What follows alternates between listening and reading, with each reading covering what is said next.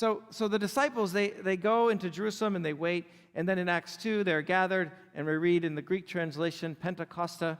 Of course, that means 50th day, and it's the Greek way of saying Shavuot, 7 weeks. And so the disciples, they wait until the giving of the Torah on Mount Sinai, which is the very weighty tradition of Shavuot, is about the giving of the Torah. Doesn't it make sense that they would wait for the promise Yeshua gave them on Shavuot? Doesn't it just make all kinds of sense? I think that when they heard that, they knew, okay, we're waiting for something on Shavuot to happen. Because they were expecting. They were going to be in Jerusalem anyway for Shavuot. Now, if you read a lot of the children's Bibles, or even out there in theology books that are more supersessionist, that are oriented towards replacement theology, you'll see that they have the disciples are hiding out in the upper room when the Spirit falls. For some reason, upper room. It's not in the text. They're in the upper room, and they're hiding, and the doors are locked, and then the Spirit falls, with the tongues and everything away, and they're tucked away from the life of Israel. Shavuot isn't mentioned. It's not really important. And then somehow 5,000 people see this and respond, and that's sort of left unaddressed. But I think that wasn't the case.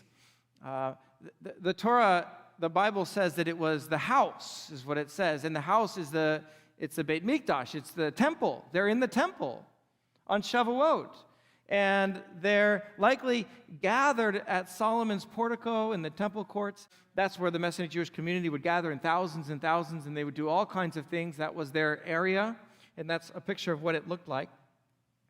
And so they would gather there, not tucked away from Israel, but in the heart of the life of Israel.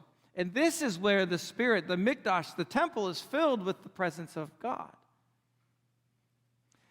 So they're gathered, they're celebrating. There are thousands of other Jews around celebrating the giving of the Torah. Josephus says hundreds of thousands of Jews would gather for these. And then we read in Acts, suddenly a sound like the blowing of violent wind came from heaven and filled the whole house of God where they were dwelling. And they saw what seemed to be tongues of fire that separated and came to rest on each of them. I imagine it more like flashes of light and sparks, not like the cartoon little flame you see on someone's head.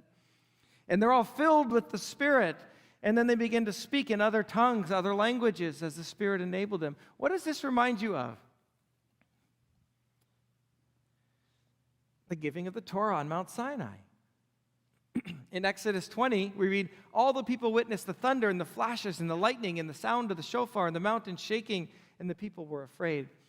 Now, this is fascinating. In Hebrew, where we get thunder and flashes, it's translated that way in the GPS, thunder and flashes of lightning is kol and lapid, and it literally means voices and torches. So the literal translation of that is voices and torches. So all the people saw the voices, and they saw the torches. And there's this cool rabbinic discussion that happens in Talmud, and the fiery voice of God that appeared like torches at Mount Sinai, they explain this. They pick out those two voices and torches. What is that? And they explain it with this verse from Jeremiah 23:29. Is not my word like fire, declares the Lord, and like a hammer that breaks rocks into pieces? Okay, listen to this passage. This is from the Talmud. The verse says, and like a hammer that shatters a rock, means that just as a hammer hitting a rock sends out sparks, so too every single word went forth from the Holy One, blessed be He, at Mount Sinai. And then it's split up into 70 different tongues, 70 languages.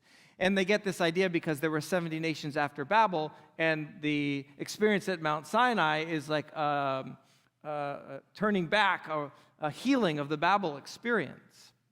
So it goes out, and the idea that it went out into 70 different languages, and then people in different languages heard it in their own tongue with fire from sparks from a hammer. Isn't that interesting? So from this early rabbinic idea, a tradition developed that the voice of God at Mount Sinai had languages, and it had sparks, and it had fire, and it was like sparks flying out from a hammer on a stone. Now these sages are writing these oral traditions that rooted way before the first century. And so likely the disciples and those around them saw Mount Sinai through the lens of this tradition. So what does this mean, to have flames appear with different languages on the same day as the giving of the Torah? What would that mean to you? It means that the disciples of Yeshua experienced this encounter with the Ruach HaKodesh as a second giving of the Torah. This roots everything back to the people of Israel. They wouldn't have seen this as a replacement of Torah from Mount Sinai, but rather as a living expression of it. And like we read about in Jeremiah 31:33, I will put my Torah in their minds and I will write it on their hearts. So it doesn't make Torah invalid, but it does the opposite. It makes it more alive. It fills it out and brings out the heart of what Torah is all about.